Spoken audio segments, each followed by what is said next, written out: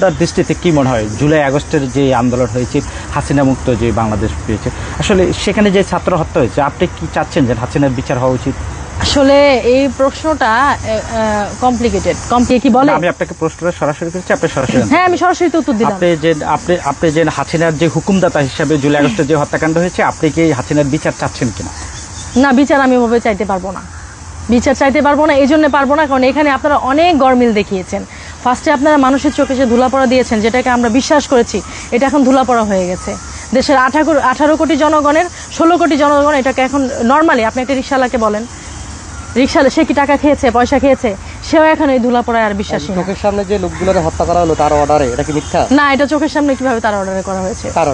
আপনি না না না না না না না জাতিসংঘ কিভাবে প্রুভ করে? যে বুলেটগুলি বেরোচ্ছে, যে বুলেটগুলি বের হয়েছে, সেই বুলেটগুলি তো আর হাসিনার ওই লোকজনের ইয়ে থেকে 0 পয়েন্ট কত যেন বুলেট, এটা তো পুলিশের কাছে থাকে না। এটাই বা আপনি এত হলয় করে কিভাবে বলেন? না না না, এটাই বা আপনি হলয় করে কিভাবে করেন? অনেক ভিডিও আছে যেখানে দেখা হয়েছে যে আপনার পাশ থেকে গুলি করে চলে গেছে। এইটার কি উত্তর দেবেন? এটা আপনার কাছে আমার কোশ্চেন, এটার কি উত্তর দিবেন? আর আবু সাইদ, সে বারবার দেখানো হয়েছে সে নেশাগ্রস্ত ছিল, তাকে একবার দেখা হচ্ছে সে আবার ওঠে, কোনো সুস্থ মানুষ তো করতে পারে না। আর তাকে নিয়ে হসপিটালে না গিয়ে আপনি অন্য কোথাও কেন চলে গেলেন? আর এরপরে ফার্স্ট যে ছেলেটা মারা গিয়েছে, ওর নাম এখন মনে পড়ছে না, সে আবার কিভাবে ফেরত আসলো বলেন? এই কথাগুলো আপনি আমাকে বলেন।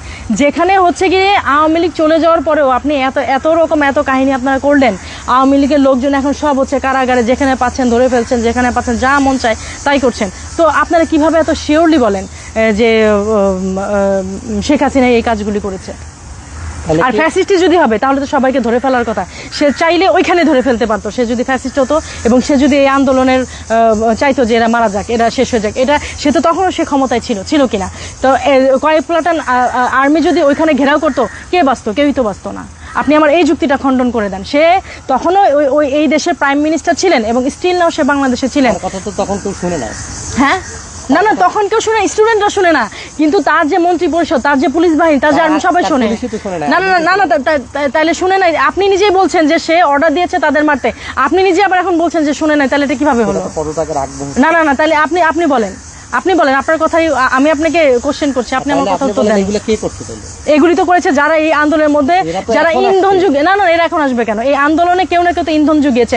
আপনি আমাকে বলেন, সাধারণভাবে যদি আপনি এই স্টুডেন্টদের খেতে দিতেন, একবেলা হচ্ছে আপনি 8-10টা স্টুডেন্টকে আপনি বিরিয়ানি দিতেন, আপনি কোক দিতেন, 3 বেলা পর্যায়ক্রমে এরকম বিরিয়ানি, 3 বেলা পর্যায়ক্রমে এরকম কোল্ড ড্রিঙ্কস, বার্গার, এগুলো কোথেকে আসলো?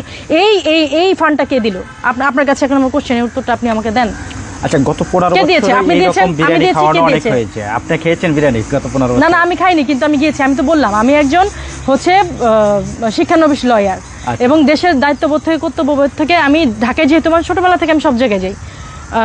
আচ্ছা, এই জন্য আমি এক বাক্যে কিন্তু বলতে পারতাম যে হ্যাঁ, ফ্যাসিস্ট বিরোধী আন্দোলন। এক বাক্যে এখন বলতে পারছি না, কারণ কি জানেন?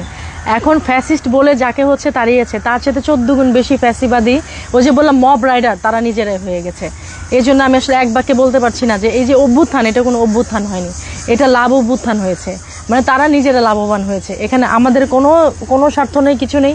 দিন শেষে সেই আমরাই 70 টাকা কেজি চাল খাই, দিন শেষে সেই বাজারে আমাকেই যেতে হয়, দিন শেষে সেই ওই রিক্সাওয়ালাকে আমারই 10-20 টাকা হচ্ছে বের করে দিতে হয় আমার ব্যাগ থেকে, দিন শেষে ওই সাধারণ যে রাস্তায় মানুষজন থাকে তারা আমাদের কাছেই বলে যে মা যদি 1 কেজি চালের টাকা দিতেন, মা যদি 2টা ডিমের টাকা দিতেন, এগুলো আমাদের কাছে বলে। আপনাদের কাছে কি আর কেউ টাকা দিবে? সেই জন্য আমার জন্মভূমির প্রতি মানে আমার মুখ বেচে বা আমার স্বার্থ বেচে, আমার ইথিক্স বেচে বিক্রি করে কেন আমাকে মানে কথা বলতে হবে? আচ্ছা, আমি কিন্তু ঢাকা ইউনিভার্সিটিতে পুরো আন্দোলনের মধ্যে কিন্তু আমি ছিলাম, ওখানে আমাদের ল সোসাইটি থেকে ছিলাম।